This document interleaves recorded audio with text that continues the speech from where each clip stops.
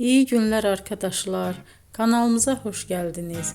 Yepyeni bir video ile karşınızdayım. Elçin Sangu ve Barış Ardus'tan yepyeni karelerini sizler için düzenleyip video haline getirdim ve sizlere sunuyorum. Umarım beğenirsiniz.